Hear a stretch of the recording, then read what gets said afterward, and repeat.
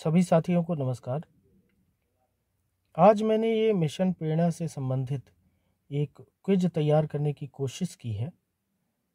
जैसा कि सुनने में आ रहा है कि हम लोगों की परीक्षाएं हो सकती हैं, टीचर्स की परीक्षाएं हो सकती हैं, तो कैसे क्वेश्चंस होंगे, किस प्रकार के क्वेश्चंस होंगे और उनके उत्तर क्या हैं, उत्तर के साथ में मैंने ये क्विज तैयार की है। इस क्विज में पूरे 20 प्रश्न हैं और ये पहला पार्ट है और इससे संबंधित मैं और भी पार्ट आगे लेके आऊँगा।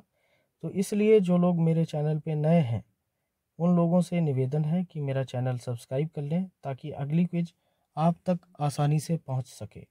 तो आइए शुरू करते हैं आज की ये क्विज। हमारे सामने यहाँ पर पहला क्वेश्चन है, प्रेरणा लक्ष्य के विषय हैं।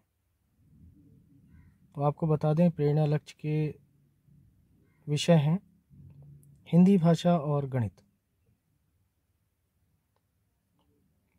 क्वेश्चन नंबर 2, दोनों विषय मिलाकर प्रेरणा लक्ष्यों की कुल संख्या कितनी है? तो यहाँ पर आंसर हमारा होगा 10, यानी कि 5 हिंदी भाषा के और 5 गणित के। तो कुल प्रेरणा लक्ष्य मिलाकर हो जाते हैं हमारे 10। कुल हस्त पुस्तिकाएँ कितनी हैं? तो कुल हस्त पुस्तिकाएँ हमारी 3। हस्त पुस्तिकाओं के सही नाम क्या हैं? जो हमारी तीनों हस्त पुस्तिकाएँ हैं इनके नाम हैं आधारशिला, ध्यानाकर्षण और शिक्षण संग्रह। ऐसे ही अगला क्वेश्चन, एक संकुल में कुल शिक्षक संकुल कितने होंगे? तो आपके क्लस्टर में 5 संकुल शिक्षक चुने गए होंगे। तो यहाँ पर इसका सही उत्तर है 5। एआरपी की फुल फॉर्म क्या है? एआरपी की फुल फॉर्म होगी एकेडमिक रिसोर्स पर्सन।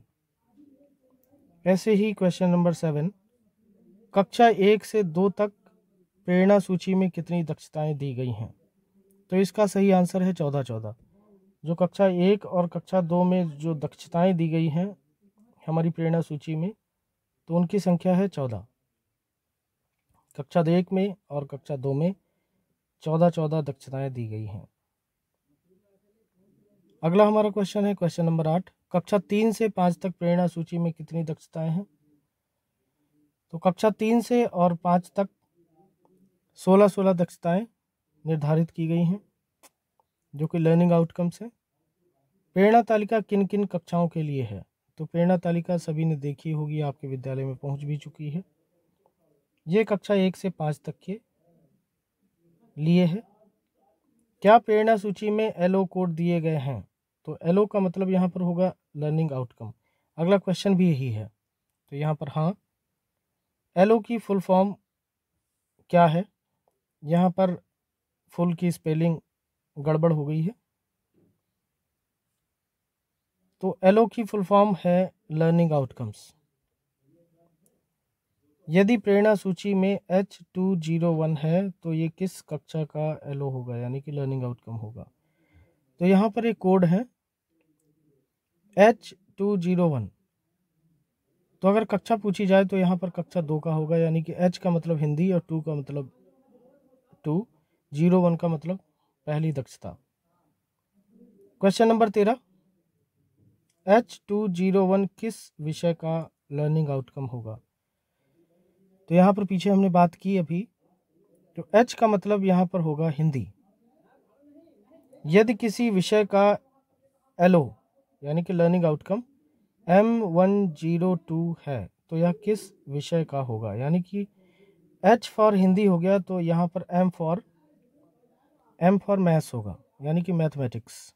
तो हम गणित पे टिक करेंगे। ऐसे ही क्वेश्चन नंबर 15 M514 में अंक 5 का आशय किससे है? यहाँ पर पता ही चल गया होगा, कक्षा 5 से।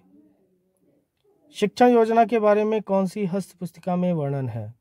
तो सभी को मालूम है, नहीं मालूम है तो आज ये याद कर लीजिए। ये हमारा है शिक्षण संग्रह में, शिक्षण योजना के बारे में जिसमें दिया हुआ है, सादे फॉर्मेट्स दिए हुए हैं, मॉडल टीचिंग प्लान दिए हुए हैं, शिक्षण योजना कैसे बनानी है। कंपेंडियम क्या है? यहाँ पर कंपेंडियम क्या है, तो शिक्षण संग्रह हस्त पुस्तिका ही हमारी कंपेंडियम है। बोलो ऐप अब क्या बन गया है? बोलो ऐप अब बन चुका है रीड अलोंग ऐप। आप लोगों ने डाउनलोड भी कर लिया होगा। इससे रिलेटेड भी आगे कुछ क्वेश्चंस होंगे। रीड अलोंग ऐप में कितनी भाषाएं हैं? तो अगर वहाँ देखेंगे तो 7 भाषाएं हैं हमारे लिए और हमारे बच्चों के लिए, जिन पर बच्चे अपनी रीडिंग बेहतर कर सकते हैं। रीड अलोंग ऐप में कहानी स्पीकर कौन है? यानी कि एक ऑटोमेटिक कंप्यूटराइज स्पीकर इसमें बोलता है, बच्चों की सहायता करता है रीडिंग में, तो उसका नाम है दिया।